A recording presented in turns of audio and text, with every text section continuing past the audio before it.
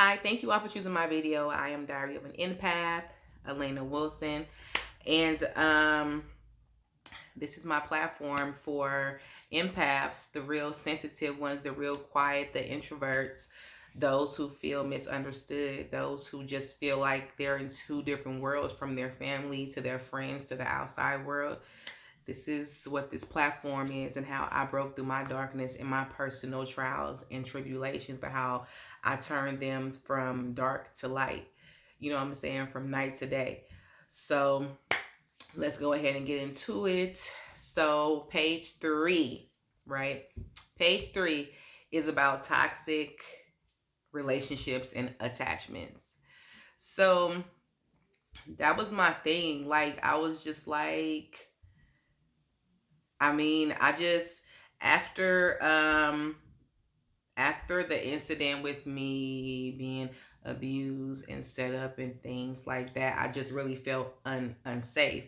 So I really wanted to feel safe and just always have it around me, to feel safe, to feel loved. But I found it through relationships, or was trying to find it through relationships. And so I was like really needy and really clingy, low self-esteem. Like, I depended on men to make me feel happy, to make me feel like I mattered, to set my value, to set my worth, to make me feel whole. And I was just real naive and just easily manipulated. Like, I was easily manipulated, and I attracted in a lot of narcissists.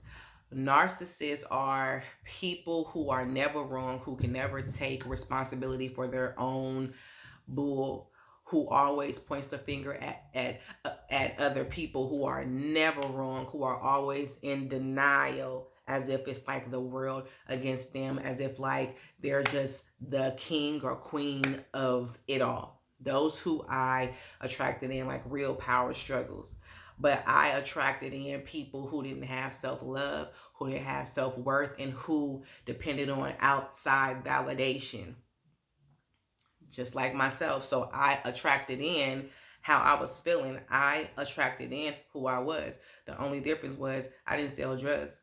But these are people who was misguided or abandoned parents, was on drugs, or just really didn't give them the attention that they needed when they was younger. So they looked out to other people for that comfort and that love. And then once the streets get you and they show you that love, then that's what they gonna run to every time. And that's what I attracted in, those types of people. So yeah, like I was just lost. I was just lost, and I just wanted to be loved and protected. That's it. And I felt like every person who I came into a commitment with, whether it was sexually or like whatever the case may be, I always thought, okay, this is my forever. Like, we're going to be together forever. Like, I saw us having kids, having the whole nine, just really, really, just really mentally confused. But it was just like, I wasn't aware of who I was. Like, I was just really trying to be happy in all the wrong places. Like, literally. And it was like I was the type of person that I felt like money would bring in men. I was used to dope dealers, and that's all that they really wanted was money. And once I showed money, they gave me attention. After the attention, they was gone. And I was the chaser, texting, calls, like back to back to back. No answer, just really getting manipulated and just used, and still not even seeing that. And then it goes back to me feeling abandoned. Okay, so now what?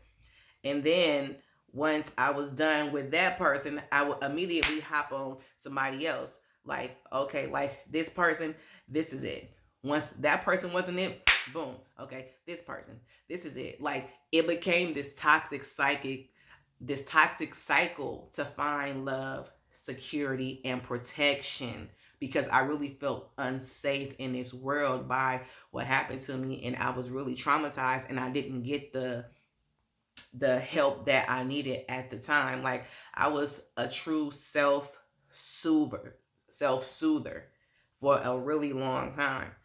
And I was just like, I didn't know nothing but working and paying my share of rent and chasing men. That was my surrounding that I was in when I was younger, working, paying rent, and chasing men. My mom never showed me that, but by me attaching on to my sister, and you know what I'm saying, and she had her own little lifestyle, then that's what I attached on to, and that's what I adapted to, and that's what I thought was love, and this and that. So it's like the blind leading the blind. You know what I'm saying? But I can't blame my sister either, because growing up, I didn't know nothing about therapy. I didn't have like a safe space or somebody to show me what self love looked like, or what being a leader looked like. I learned how to pay bills, how to work, how to grind.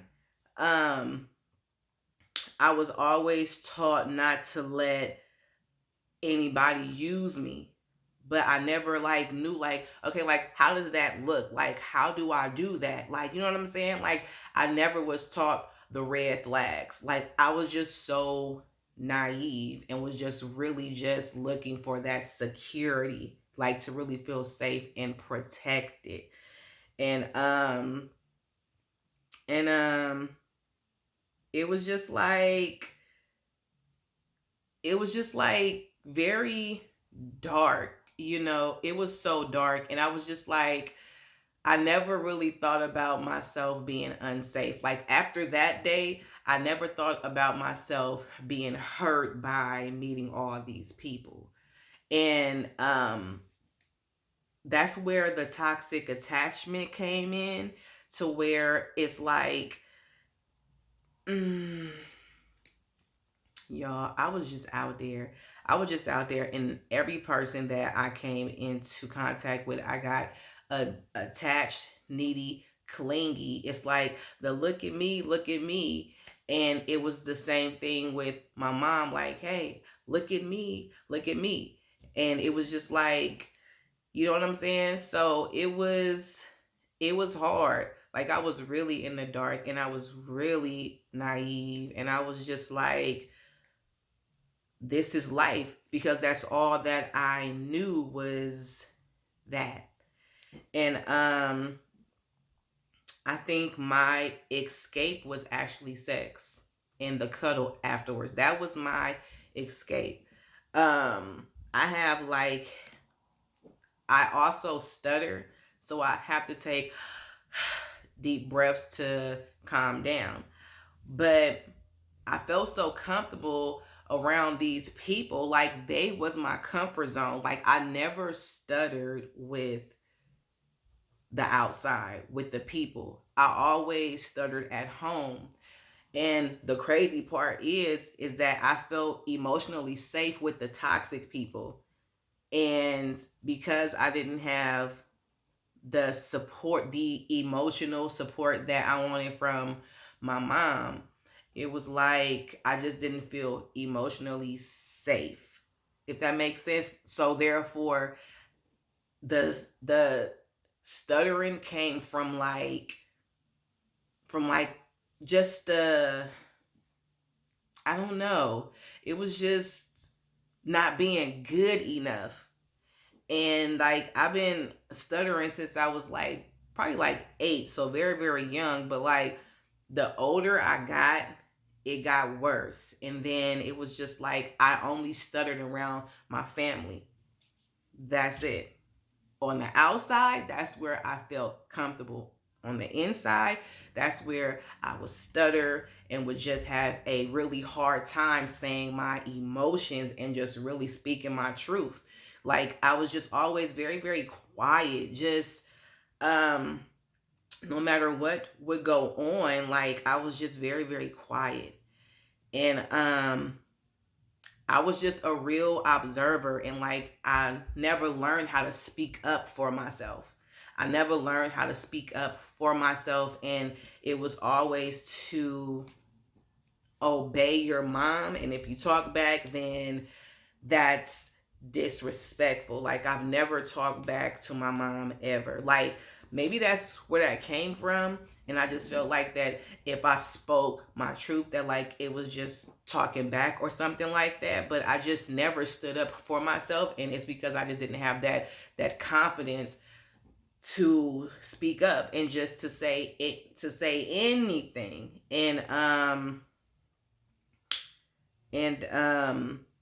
it was just like so bad. I didn't know how to be a leader. Like I was just trying to find myself in all the wrong places. And the main person who I really, well, at that time, I just kind of felt like that I didn't know who I can really run to really vent to, because I didn't feel emotionally safe, or I didn't feel like that I would be heard or taken seriously. So a lot of times I sat in the background and was just quiet. Like even at the family gatherings, like I would be so quiet to where like even if I said something, like I would be sort of talked over, because once you sit back and you're quiet, it's just kind of like, I don't know, it's like people start to kind of over talk you and things like that, or like it just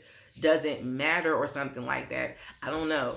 But I don't know, but it was like two different worlds for me. It was like my family was in one world, and then I was in another world. Like it was just very, very dark for me. And I was just like, nobody understands. And then at this time, I'm just also still having these visions and things coming true. Like I think like 2000 and what is it, like 2000 and maybe 16. Like I just had like a lot of visions of like car accidents happening, and then like for like a whole month a lot of car accidents was happening from